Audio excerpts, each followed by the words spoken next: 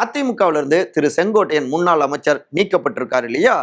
இதை ஒட்டி கிட்டத்தட்ட 53 ஆண்டுகளாக கட்சியில நான் இருக்கேன், என்னை ஏன் நீக்கினீங்க, கட்சி விதிக்கு இது எதிரானது அப்படின்னு நான் விளக்கம் கேட்பேன் அப்படின்னு திரு KAS தெரிவிச்சிருக்காருங்க. அடுத்து சட்ட ரீதியாக நீக்கப்பட்டதுக்கு எதிராக நான் செயல்படுவேன், நியாயம் கேட்பேன் அப்படிங்கிறதும் அவருடைய ஒரு ரூட்டா இருக்கு. மூன்றாவது மிக முக்கியமாக ஒருங்கிணைப்பு அப்படிங்கிற அந்த குரலை ஓங்கி ஒழிச்சார் இல்லையா? ஸோ அனைவரோடும் இணைந்து மறுபடி பயணிக்க போறாரு திரு OPS முன்னாள் முதலமைச்சர் திருமதி VK சசிகலா. அப்புறம் இன்னொரு பக்கம் வெளியிலிருந்து ஒரு ஆதரவு போல அமமுகவுடைய பொதுச் செயலாளர் திரு TTV தினகரன் இவர்கள்லாம் வச்சுப்பாரு.